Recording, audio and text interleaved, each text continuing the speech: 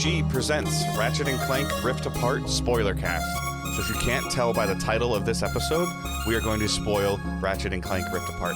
So if you haven't beaten the game or you don't want to know what's going on, don't listen. Yeah, don't tell us that we spoiled the game for you. Yeah, it's gonna have the word spoiler like on the image, like, or hopefully Angela can do that. But it's in the title. It's a spoiler cast, similar to like the Last of Us one we did last year on this time. We're gonna do a deep dive into Ratchet and Clank. Came out June 11th. This will be out about 2 weeks after the game's been out. So my name is Dave Hunt, and I'm joined by Michael Swick. How's it going, Dave? I'm excited. I just finished Ratchet just yesterday, and I know you've been finished for about a week now. Yeah. But yeah, so this is something we periodically do when we think a game is worthy of the time, and it's been a pretty bland 2021.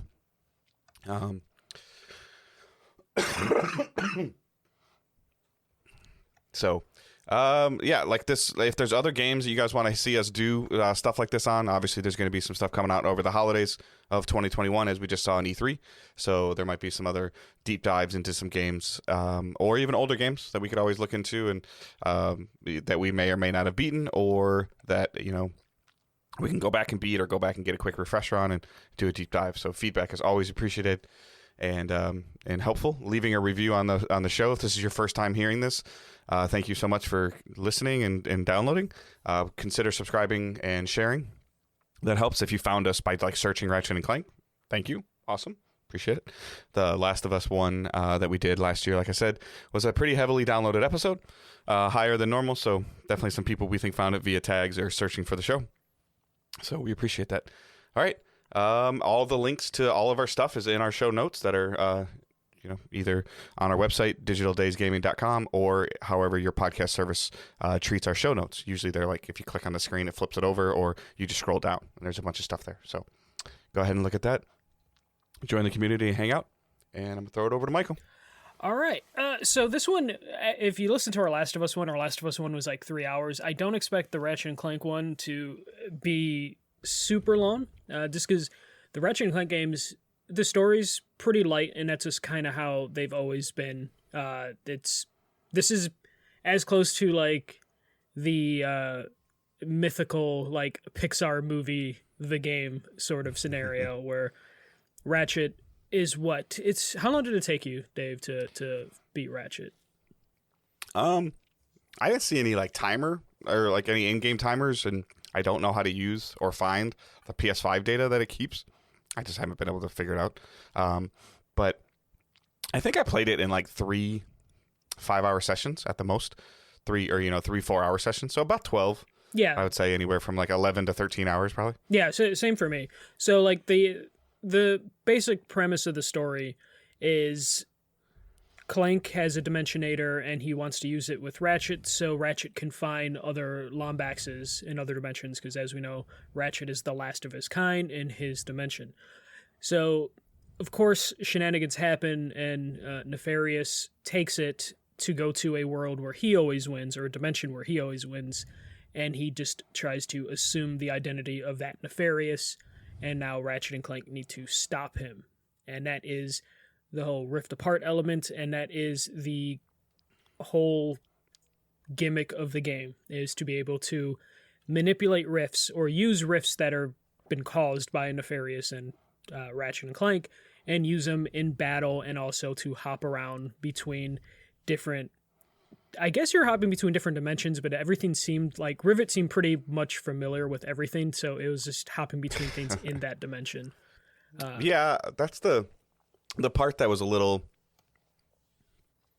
immersion breaking for me, is that it didn't feel like these dimensions were completely separate. It just seemed very kind of like thrown in, that it was just inevitable it happened the way Rivet was introduced.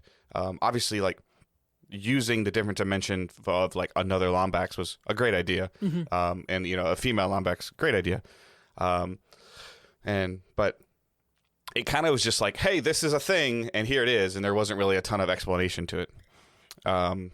So yeah, go ahead. Yeah, well, there didn't. I didn't almost feel like there needed to be a huge explanation for it, just because associate Ratchet with, kind of light sort of things, like I didn't expect them to go into like the nitty gritty of the technology. I mean, most of the thing they use is called the Dimensionator, so, but I see your point. I know we talked a little bit about this on our like the previous episode when we were talking about our impressions of the game. I was expecting there to be a little bit more going on with the riffs than there actually was. But I'm guessing that is just in part because of how Insomniac structured this game, so they can release it so fast after releasing 2 Spider-Man games, or technically 3 Spider-Man games, depending on how you want to count the remastered.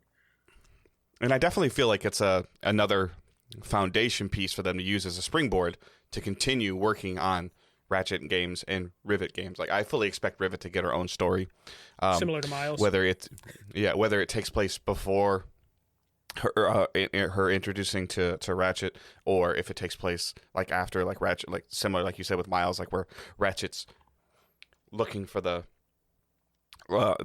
his family, and then Rivet has to take care of something that's going on. Yeah. I could totally see a Rivet and Kit game, like another 8 to 10 hour game. But overall, like, the story got better as the game progressed in terms of like the interaction between Ratchet and Rivet, and then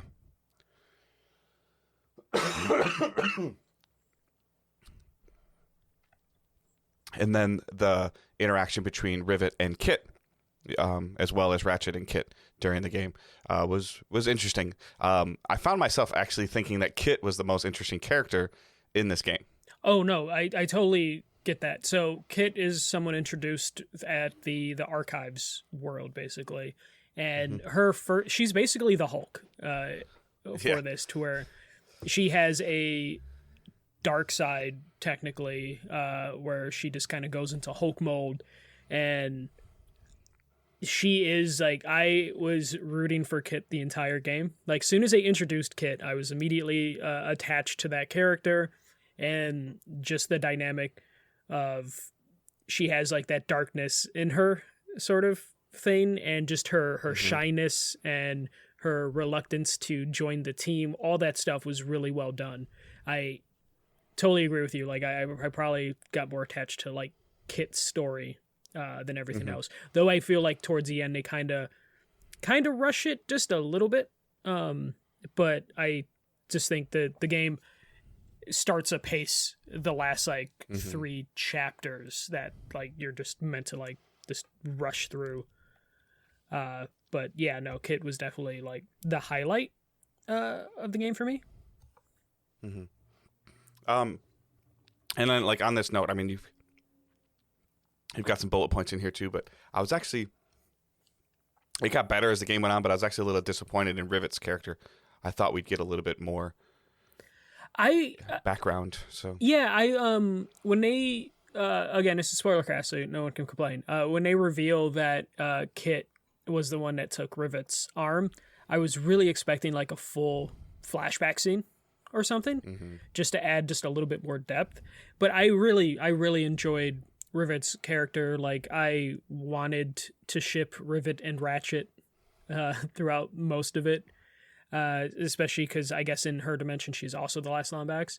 So that's an interesting dynamic. I was really hoping we got a little bit in the post-credit, like not post-credits, but like the animated credit scene to show that they like hunt out and everything like that. And I really wish we got something like that in a proper cutscene. But I loved like Rivet's voice acting. It was so good. It's Jennifer Hale. The character moments with Rivet are really good. I actually was happier playing as Rivet and CLank than I was anytime we went back to Ratchet, just because I wanted to know more about Rivet and her dimension. But there could have been a little bit more to it. But I guess same thing with Kit. That last third of the game kind of moves at a rapid pace. And because you're hopping between Ratchet and Rivet, you can't spend enough time to get a little bit more depth with anybody. And obviously you don't need to spend a lot of time with Ratchet because there's been like 6 or 7 Ratchet games. So we have all the backstory we need for Ratchet. So I wish I maybe spent just a little bit more time with Kit, but then it wouldn't be a Ratchet and Clank game. Right, but at the same time, like we mentioned, if they bring out a Rivet style game, like Ratchet and Clank Rivet Story, like I'm down. Like I'm 100% wanting to play, see what's going on, and learn more about her as a character. So maybe they were just trying to like feel out, like, is this going to work? Yeah. You know, because that's always a tough thing to do, like whether, you know, you're doing it right or wrong, but they're essentially introducing Ratchet and Clank 2.0 with Rivet and Kit. And there are people like me that are skeptical, like I said before, of like, okay, they share the same weapons, they share the same upgrades, they're the same character. One has a hammer, one has a wrench, and one has a propeller, and the other one's like boots. Yeah. So there's not a huge amount of difference between them. So I think they were just first introducing to see how the player base would respond to new characters. And I think overall that is a positive. And then I would just hope to see them progress that over the next couple of years. And like you said, if, you know, in 2 months we get some, you know, some teaser trailer for a Rivet game coming in February or March, which is the pace that Insomniac has been on, that'd be super cool.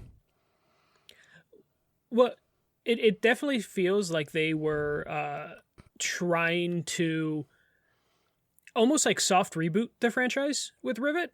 Mm-hmm. But they knew, especially in the current video game sphere, that if they were just announced like, hey, we're rebooting Ratchet and Clank and it's called Rivet and Kit, people would like lose their shit. So this reminds me of just like when TV shows would do like backdoor pilots, like when they would do spin-offs where they just like are like, hey, we're going to introduce new characters and we're going to spin them off into another TV show. This definitely felt like that sort of thing where they tested the waters and be like, how will the Ratchet and Clank audience react to another Lombax and another robot from another dimension? And then I think they did a good enough job to where it's just like, I am down for that sort of thing. Give me the Miles Morales in the Ratchet and Clank universe sort of thing. And especially if, like, Insomniac seems like they're in a crazy rhythm right now where they totally, by, you know, next spring can have a, like, 10 to 12 hour Rivet game, and I would be super into it, as I think now that's what they're going to do. Yeah, if 2 times a year we get a Ratchet-style game, whether it's Ratchet or Rivet, and a Spider-Man continuation of a story, like, I'd be good for another 2 years, at least, you know, another two games from each of those minimum before I'd start sitting there saying I want to see something different from Insomniac.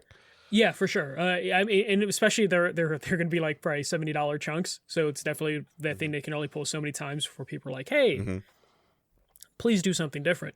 But what they've already set in the Spider-Man universe and what they've set for the Ratchet universe, I'm totally into that. Yeah. So I wanted to ask.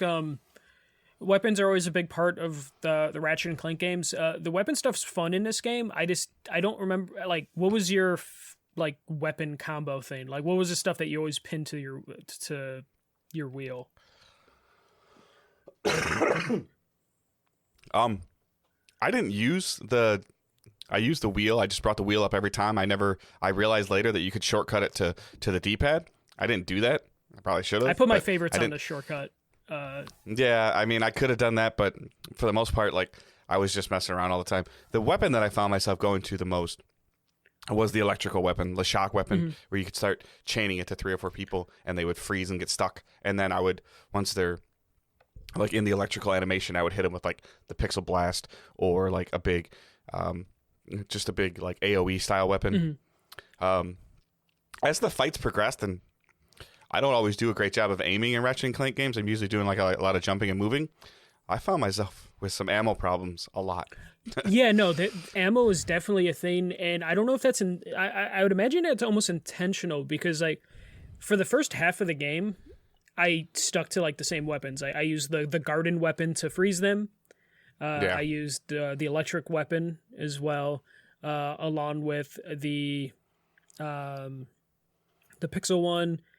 And then Headhunter when you get it. But you get Headhunter towards the end of the game.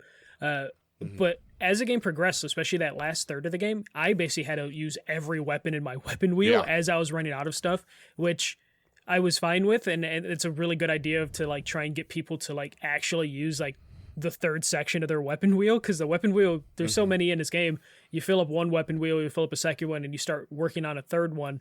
You kind of forget you have weapons, and it was at least one or two weapons towards the end of the game that I was like just level 1 on, and like every weapon that was in the first wheel were all level 5 maxed out, and then as you go to the second and third wheel, it's just like level 2, level 1, and the game does force you to kind of use all your weapons at the end as you're running out of ammo. And I don't even want to know what it looks like on like the hardest difficulty or the challenging difficulty, because definitely on medium I was running out of ammo in some sections. Yeah, because it's not really a precision game either. It's like very much like a spray and pray.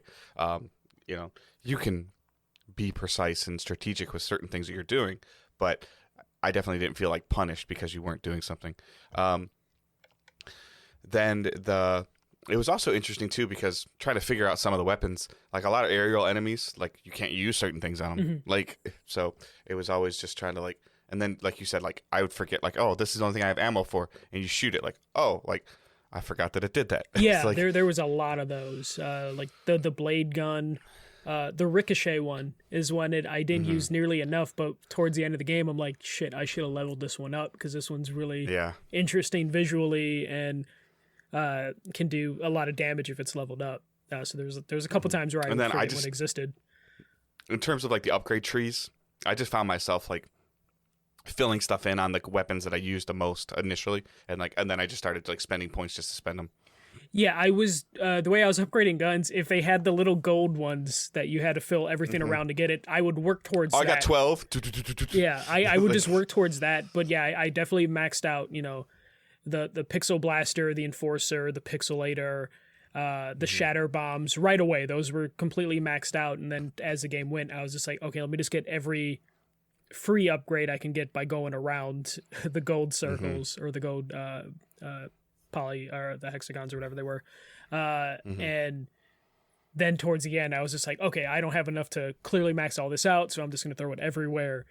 But that... one thing, did you mess? So like weapons were fine. I enjoyed them all. Nothing crazy in this game, from what I remember from older games. But right. I enjoyed that. Did you mess at all with like the armor collectible stuff? No, right? Because I collected a couple things, and then I was like, oh, I'm really close to like a full set. But I never looked into like what they do or don't do. I think that they're just cosmetic. No, so the deluxe edition ones, the pre-order ones, those are just cosmetic. The other ones add like 10% bolts drop when you were in all three. The only problem I had is I don't like the way any of them looked and covered up the characters, and I love the character design of Rivet and Ratchet, that I just ignored all of that stuff just because I was like, no, I don't want Ratchet to have a helmet when I'm playing this game, or I don't want him to have this outfit. So I was constantly looking at that and knowing I was hurting myself overall by not wearing them, especially as I'm trying to unlock everything and get as many upgrades as possible. I hurt myself not wearing that equipment. So like I might do a second playthrough where I actually wear those suits, and I won't care how my character looks on my second playthrough, but definitely my first playthrough, I just put the boots on. That's all. But you needed all three pieces for you to get the like perks. So I wish there was a little bit more. And I was even afraid to like put on a helmet because I didn't know if they would pop up in a cutscene. And I don't know what would have been worse, is if I put a helmet on and he was wearing it during the cutscene, or if they did the thing where they like took it off and put it back on in between scenes, and that broke my immersion. So I just stayed away from that stuff, which is a shame because it looks like it could have added a little bit to like the depth of the game. But I didn't mind it too much, but I didn't engage in it at all, really, right, because of that. Yeah, I didn't engage really in it at all. Yeah. I found myself a couple times like almost not realizing that I was going off on the side. Like you just go and kind of open up a purple rift and you hit R1 with it, and then you're kind of in this quick little puzzle thing, and I'm like, oh, and then you get an armor piece, and then you go back, and I'm like, oh, that wasn't the main path. So I mean, once I was in there, I realized that I was kind of doing like a side thing, but And most of the time, if I just came across it, I just did it and then I just went back where I was. It was only like 3 minutes or 5 minutes to do some of that stuff. I will say that the thing that I think I really feel like I genuinely enjoyed the most was the Clank dimension puzzles and the glitch stuff. Yeah, I really enjoyed that stuff, and I did like the platforming challenges for when you found a rift off to the side. I actually enjoyed those. Usually stuff like that I hate.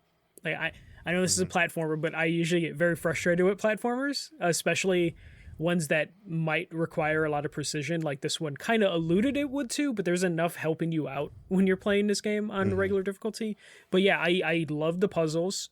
There's only like one time that I got like kind of lost during a puzzle, but it turned out it just a section of the puzzle didn't load properly, which I had a couple times where the level didn't load properly, and it was just, I got stuck a couple times, and I'm like, what? Like, there's like where my character would just get stuck between like on a corner or something. Yeah, there's a lot of invisible walls that your character would, if you brush up against the invisible wall, your character would immediately do the falling animation, and then sometimes would just die. But I had one like the Clank puzzle break on me because like a section that he kept referring to where you like can change the path by activating it, and then it like moves like some of the floor paths. The thing I was supposed to throw the ball into just didn't load properly, and I was like walking around. Oh, really? And okay.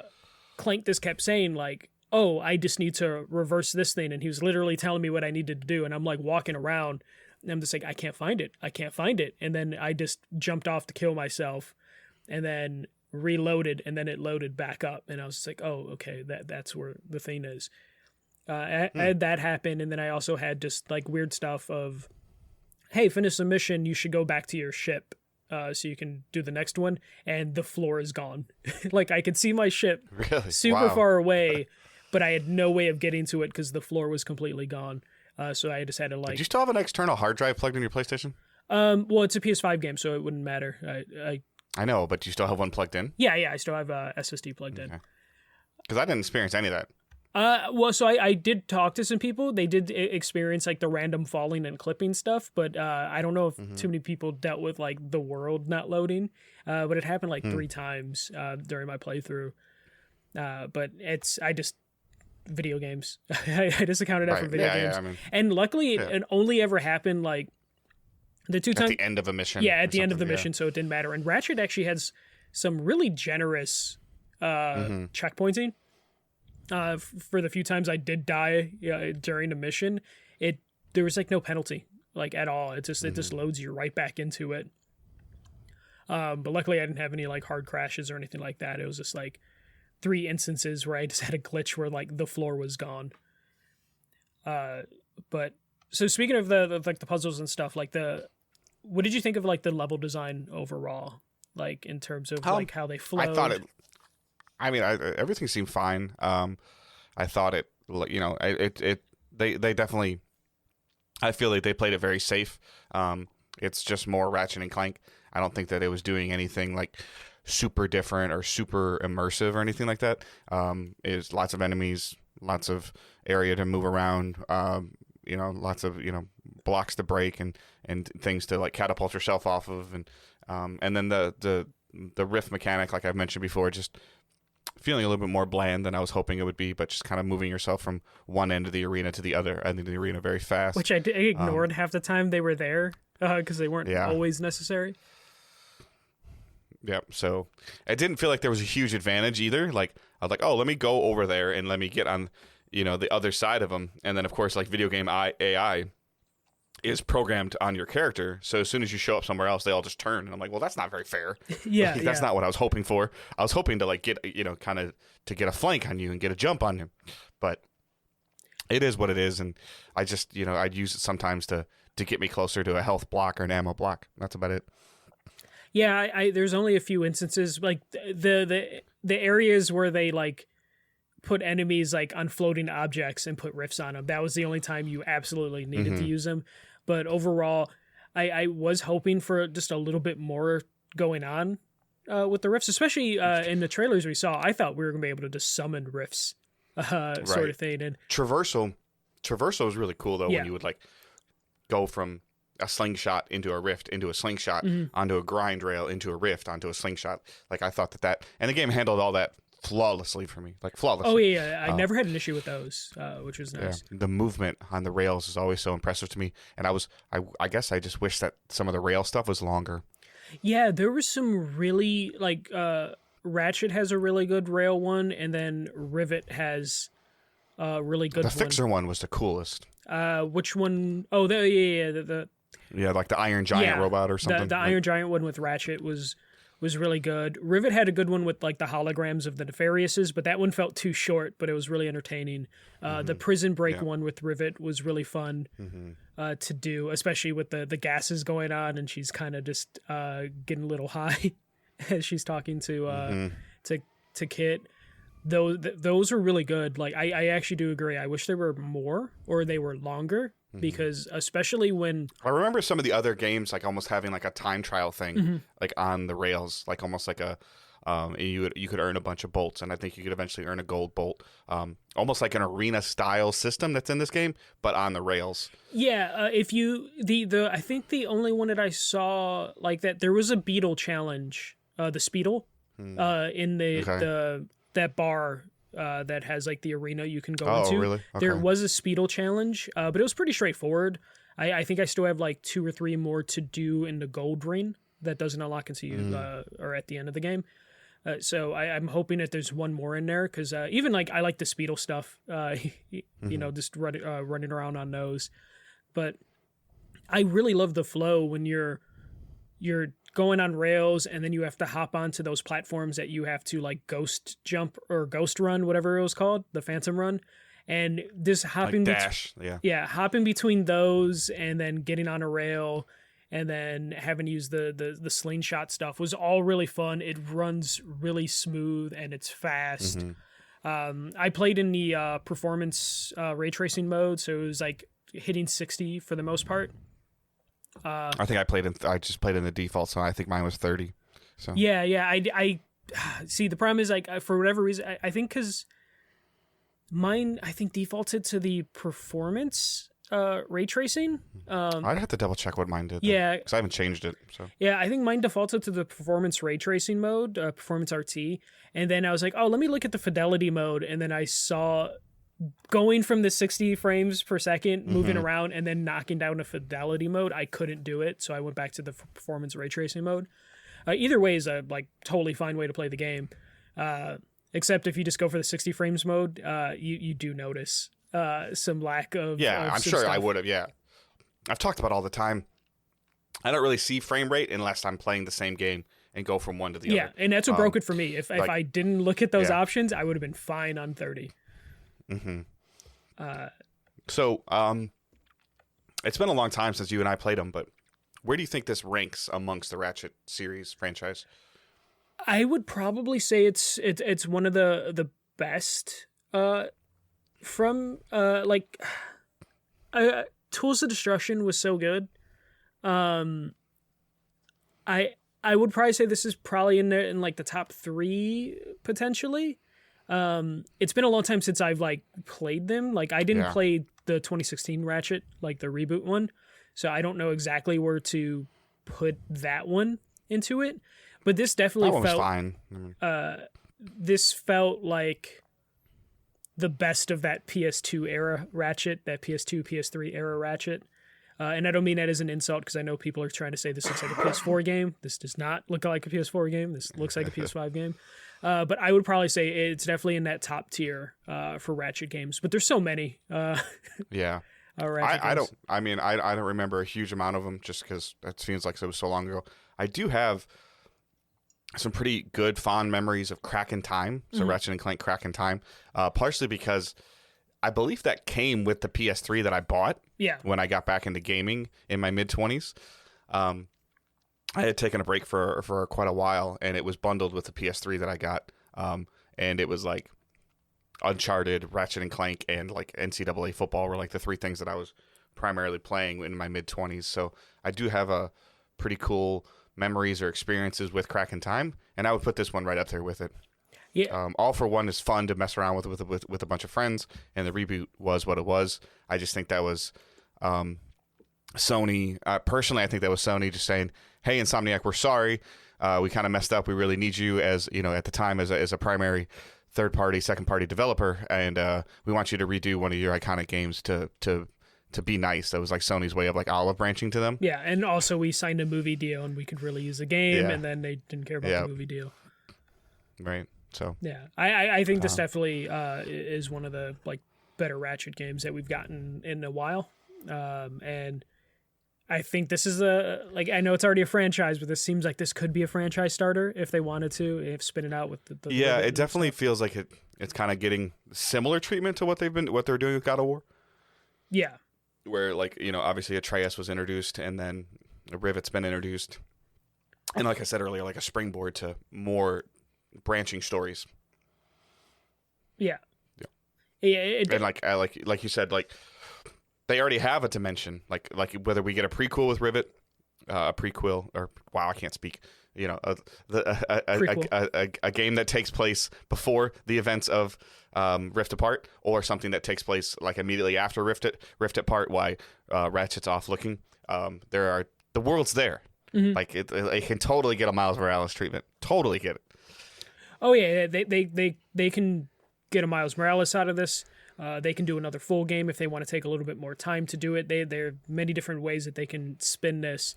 Like I will be totally fine with a Rivet and Kit game. I will be totally fine with another Ratchet and CLank game. I will be fine if it's just all four of them together. Like I do now want more from them. And I you got to really credit Insomniac for basically having 3 PS5 games come out within under the first year that the consoles have been out. They've only been out 8 months, and they've had 3 games already released.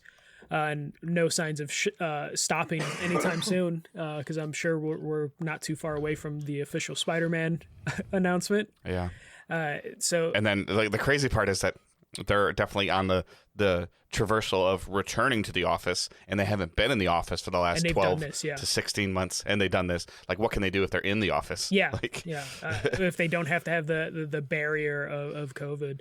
And who knows, like there could have been grander ideas that were affected by being from home, of just like, no, that's something that we need to do when we're in the office. So there's so many possibilities. It's only looking bright for Insomniac. I think now, I think Insomniac is the studio at Sony, just because of how fast they're able to put out quality games. I love Naughty Dog, and Naughty Dog has been number one, but they take a long time to put games out. And Insomniac, and then you're always exhausted after you finish a Naughty Dog game, which is a great feeling, which is great. Yeah. Like I'm not saying like exhausted is a bad thing, but it's like, oh, okay, wow, that's a lot. Yeah, both Last of Us fucked me up. On even Uncharted 4, like that was like at the end, like okay, that's a lot. Well, yeah, that's a lot to think about. There's a lot of going on, and is at the end. Is that like there you left yourself with a lot of questions. With Ratchet, you're like, you know what, that was fun. Yeah, I want more. You finished Miles Morales. I had a good time. Yeah, same thing. Miles Morales, like, what are they gonna do next? Yeah. Like, it's like... But like Last of Us and Uncharted, I love those games. Those are like favorite franchises, favorite games, each one of them. At the end of it, I'm just like, okay, I don't need another one. That was fantastic. Right. Don't make a sequel. I'll start a new game plus with Last of Us, and I'm like, I don't want to do this again. Yeah. With Ratchet or Spider-Man, I'm like, I only missed killing that. I almost got to like wave 10 of that last like prison cell thing. Like, I'm gonna go back there and do it. Yeah. No, this is exactly how I feel with this. Where it's just like, I think Insomniac might be the top developer at Sony now, because the gameplay is just so much fun. The mechanics are so much fun. And it could be played by anyone. Like, you at any point could have handed the controller to Owen, and he probably would have been fine. As soon as I beat the game, he's like, Daddy, can I play now? Can I play in your file? Yeah. Yeah, exactly. But it's one of those things where anyone can enjoy it. Like, you're heavy into like shooters. You're able to have fun with this game. Yep. But it's definitely like a universal sort of game. And it's the same thing with Spider-Man in terms of like anyone can enjoy Spider-Man because you can get whatever depth you want out of it. So like, kudos to Insomniac, because I think they are Sony's top studio now, especially you know. Just with the cadence that they're accomplishing. Yeah. They have a rhythm.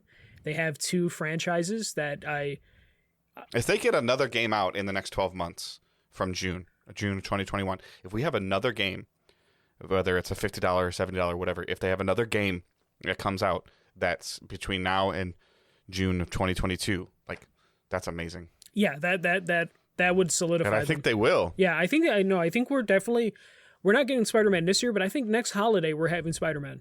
Like, unless they do something completely crazy and different with Spider-Man, I have a feeling it'll be in New York. So I think they'll have a Spider-Man like next holiday. So overall, like, there has been a lot of people saying like, oh, is this really like? I'll phrase it this way: if this is the only first-party PlayStation 5 game to come out this year, which it will be. Do you think that, like, is this worthy enough to be that like PS5 exclusive for the year? Yes. This is a system seller. This is a hardware mover, I feel. Yeah. Like, this is a game that, like you said, accessibility wise, time commitment wise, gameplay wise, mechanical wise, like, this is a reason to buy a PS5 if you can get one. At the same time, I think that it's not going to get the recognition and the kudos it deserves because people are having a hard time getting a PS5. Yeah, this would be the good thing is, like, this will probably be on sale during the holiday season at a really nice price. $50, yeah. $40 for this, yeah. And will probably sell really well. Like, this will get a second wave of sales if they plan it right in terms of like this holiday, and if stock gets better. If November is relatively normal, this is a perfect game to bundle with your system, your digital version for $400. Like, and just throw it in there this holiday. Like, this is perfect. Yeah. You've already got, anybody that wanted a anybody that truly genuinely desired to get a PS5, I would say 90% of those people have been able to get their hands on it one way or another. And then the other people that are like, you know what, I'll get one when I get one. With this would be just more of an incentive to like, hey, Target, Best Buy, Walmart, hey, we got PS5s in stock, and we're gonna bundle it with Ratchet for you. Come back to the store, it's safe. Yeah, and there's already pictures floating around that they did bundle this with hardware in Europe, I think, and I think some stores may have gotten. But yeah, I think this holiday season, if they do a holiday bundle, it's going to have Ratchet and Miles. It's going to be the Insomniac or buy bundle. Or something crazy, like buy a PS5 and get 2 games for $50, and it's Miles and Ratchet. Yeah. Like. And those are two, like Ratchet's a universal game for any demographic, and same thing with Spider-Man. It's super, yeah. They're super safe. Yeah. Like, anybody, like grandma can buy these 2 games and then not worry about getting a phone call from the mother, the daughter-in-law going, "Why did you get my kid?" Yeah, or the kid being like, "Oh, you got me a Ratchet game." They're like, "Oh, cool, you got me a Ratchet game." Like, it's one of those franchises. But yeah, no, I think if this is the big PS5 exclusive, I think I'm happy with that in terms of that. I know we will probably get hopefully one more big PS5 exclusive, but like, if Ratchet is the marquee game. Do you think that we're going to get another PS5 exclusive from, well, I guess not from Sony. I don't think we're getting one from Sony this year. Yeah, Horizon might squeak out, but even then. But it's going to be on PS4. Yeah, but even then, like, I think I'm happy with Ratchet having the year to itself, sort of thing. Like, especially, like, I talk about my like being tired of like open world moody third person shooter games, like, so I'm happy if Ratchet, even though it's a third person shooter. Yeah. I loved it. Don't get me wrong. I was on vacation. I started playing it on like the 11th to the 12th. I wanted to stream it, but I was sick, and I was like, you know what? I'm not going to stream while I'm sick, but I'm going to play the game. And then, like, by Tuesday I was done, and I was like, hey, I had fun. There was no controller breaking, frustrating moments, aggravation that you get sometimes with some of these games, and it was just nice to literally like lay on my couch and kind of like like prop myself up on my elbow and hold my controller and just play. Yeah, it felt amazing. It felt great. Especially, we'll talk about this in like our Patreon episode for June, but like, I started a lot of games this year and I didn't finish a good chunk of them because nothing really pulled me. Ratchet and Clank pulled me in to where it was like three or four sessions playing it every night and finishing it. But it also, you kind of knew that when you started it. Mm-hmm. And that's also like, I think, is like, you go into a game, like Biomutant. I'm like, oh, this is a lot deeper than I thought it was. You know, in terms of like an open world fatigue. And then with Ratchet, it's like, all right, let's just let the game take me where it wants me to take me, and let's just play and then see what goes on. And then all of a sudden, it's like they did that thing where you're like, I'm like, wait a minute, were you about to finish? Like, I shouldn't be finishing this now. And then it reversed course at that mid tier boss fight. I want to get your thoughts on it. What did you think of the first part of the last boss fight when you're fighting normal Nefarious? Like where he's like popping his arm through and you're shooting the monitors. When you're fighting like the Megazord Nefarious. Yeah. It was okay. I got through it pretty fast because I just used all my level 5 weapons on him. But I didn't mind it. It definitely felt like it went a little longer than it needed to, but I enjoyed it. It was a cool visual. Seeing like this gigantic thing. I wish there was a little bit more you could do in terms of running mechanic around to it. Yeah. Because you just had like pretty much a straight line. You're going back and forth, and there was like one rift if you got in trouble to pull you to, which was next to like a health crate that would regenerate.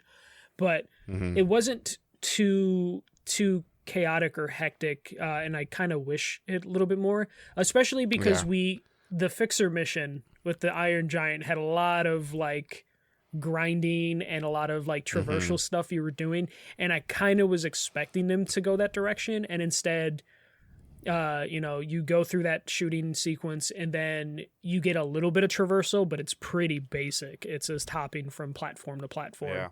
I was really hoping as we played through the game for a grinding combat mission. That's what grinding boss fight. Yeah, like where more shooting would be done, and where you had to like kind of pick the rail you're on. I was hoping, I was thinking about that, like, what would I really wanted, and the power of the PS5. I thought maybe that could have been something, but you're moving pretty quick, obviously. But I think that would have been something that was really cool. The rest of the boss fight was great. Like when you started fighting Emperor Nefarious, like I had a lot of fun with that. The way that worked, the way that he moved around, and the arena that you were in, and then. I ran into an ammo problem again with the very end boss thing where you're like trying to like kill the heart I had to use everything. I was literally waiting for the crate to spawn for me to hit it and to continue to jump over the electric bolts. Like, all right, and then I was like, and then the RNG of like what ammo you get. I'm like, stop giving me that. Well, yeah, I ended up going through like all 3 weapon wheels at that point just to get through it. But yeah, no, definitely was getting close to where I'm just like, what happens if I just run out of ammo? Am I just having to hit this crate over and over again and hope it gives me something? And you are. Yeah. Like, don't give me the plant one. Don't give me the plant one. I can't do anything. I didn't grind the arena at all. I did it like once or twice, and I was like, I don't want to do this right now. Well, they stop you at the gold level until like you finish the game, which I think I played like 10 minutes in there, like, and I was like, it's fine. Like I went into, and it was like, oh, kill all the enemies with this, and I'm like, all right, this is boring. That's just me. It's a part of the game that like I guess you probably need that on the highest difficulty because you need to grind out for your weapons. But if you're playing on like medium or lower, you don't need to engage with it. You'll be fine. But definitely could see. And what did you think about all the extra dimensional characters that we ran into? Familiar characters, but from a different dimension, like Captain Quark and Red, and they didn't really flesh too much out, which is fine. I think they would be pretty interesting as a Ratchet fan in general to, like I said, to do the prequel of where like she runs into some of these people that you're used to seeing, and just to see how differently they behave. But I kind of just felt like they were just kind of like throwing things at you as you went. Like, hey, look over here. Yeah, there's a lot of instances in this game where my brain was just like, oh, I wish they went deeper into that. But then I remember this is a game that was developed in the COVID era, and I can see like they probably wanted to but couldn't. I enjoyed those interactions. Like I loved going to the pirate world to meet like cool. the Captain Quantum. and Pierre, and then it just turns out it's like a Pirates of the Caribbean knockoff. Yeah. Ride. I like that. I wish you spent a little bit more time learning about those characters, because you immediately you meet the captain, and then you just go into like a pirate ship boss battle sort of thing, and then you just kind of that's it. If this is your first Ratchet game, I think you maybe had a couple more head scratching moments. Like, huh, what? Yeah, like why is this significant? The only thing I wish they did is they played more with PlayStation franchises in terms of like you could have. They're a PlayStation studio. They could have messed around with some other dimensions instead of like the Easter egg cameos that we ended up with for Sly and Jack and Dexter. I would have loved if they just popped into some other game worlds and especially some of the stuff they were teasing on Twitter. Yeah. That would have been so nice, if there's just like a PS2 reunion of like all those characters of just like, oh, he falls into the Jack and Dexter world only for a second, like something like that. Like he land there and he's like, oh, where am I? And then by the time when like a fan's like, that's where he is, and then he gets pulled again, like to a different dimension, and you're like, no, go back. I was really hoping, because they were teasing some Horizon stuff, I was really hoping at one just point land on Madagascar and Uncharted, like what? Yeah, and then just be gone. Yeah. There were so many things that I was really hoping they would play around with the dimension stuff, and they didn't. Like just to mess with somebody, just drop in front of a Hellgas, and kill zone, and then just leave. Yeah, like if for a second, like Nathan Drake was about to get a treasure, and it turned out to be something that like they needed themselves, and then they just take it from him, and then he's just like, I've seen some shit, Or if like Dr. Nefarious dropped in some Horizon enemies into the world, that would have been cool. There's so many things that's definitely something I think they could mess with in the arena, like in 2 months or 3 months. Like, hey, go back and check out the arena, and you get to fight. I'm really I don't hoping. know what they're called in Horizon. So I didn't finish the Gold Arena, and they always put question marks on the enemies in the Gold Arena. I'm really hoping that there's something in like the Gold Arena or in the challenge mode. But I'm not going to hold my breath for it, and I'm not going to Google it and have it spoiled for me. Yeah. Get a Miles Morales helmet for Rivet. Yeah, exactly. All right. So I wish there was just like a little bit more going on with that, especially because they didn't go in depth with the alternate characters. I don't feel like they used the rift. And I mean, you could tell you're in a different dimension because of the way certain things looked, but it could have, obviously, like, it is what it is. I'm not a developer, but it could have felt a little bit more separated. Yeah, there could have been some more happening with it. That would have been nice. But overall, I'm happy with this game. Dave, if we were going to score this game out of 5, what would you give it? That's a 4. Yeah, it's a 4. I'll go 4.5. 4.5 because I like half stars. And then obviously, like, you've got a little bullet point on here. Where's the stack up against other PS5 exclusives? It's the best one so far. Yeah. PS5 exclusives right now. It's going against Returnal and Demon Souls. Which Demon Souls is great. But Demon Souls is also a game that I will never finish. So like Ratchet, I think is definitely up there with PS5 exclusives so far. And I'm hoping this game sticks around for Game of the Year discussions. But anytime there's a game that comes out before September, no matter how good it is, it tends to kind of get forgotten. But people are getting... I don't think it will, just because it's going to be the only, like, it's going to be, right, like, to your point, like, okay, so this year, like, if you start listing PS5 only games that are coming out that we know for sure, you get Returnal, you get Ratchet and CLank, you get Deathloop, and Ghostwire. I mean, but it hasn't really been dated. Yeah, they said October, but then he moved Deathloop to October, I think. So it's like they're not going to do both in the same month. Yeah, so I mean, and then everything else is still kind of cross-gen. So in terms of like at the Video Game Awards, like this is winning best PS5 game. Yeah, I would imagine. Unless something ridiculous comes out like in October, November that we don't know about right now. Yeah, if some third-party game comes out. I mean, I'm looking forward to like Kenna Bridge of Spirits, but I believe that's PS4 and 5 as well. I think you're right, but we could be wrong on that. But yeah, Definitely, it's at the top of the list right now. At least my PS5 exclusive list. If we're discount, Miles since it was on PS4, then it's definitely. Yeah, but Miles wasn't this year. No, I'm talking about overall PS5 exclusives. Oh, yeah. It's definitely top tier if we're just talking specifically exclusive for the PlayStation 5 platform. It's definitely up there on my list right now. Yeah. All right. So that's what we got. So as always, questions, feedbacks, emails, any of that stuff is always appreciated. Let us know what you thought about the game. We can start a thread going in the Facebook group if we need to, Discord. Come hang out, join the community, chat up the members, and chat up about topics that we've talked about. If you're listening on Patreon, thank you so much. You get this about a couple days earlier than everybody else. And if you're listening on the normal feed, please leave a review if you can. That helps out a ton. If it's your first time here and you made it through this whole thing, brief apologies if you get any coughs or anything in there. I'm still on the lingering edge of this bronchitis sinus infection that I had, but I'm getting better. So and again, thank you everyone for all the well wishes when you heard me. You're like, hey, I'm good. I've even got a COVID test. Like, I'm good, guys. I promise.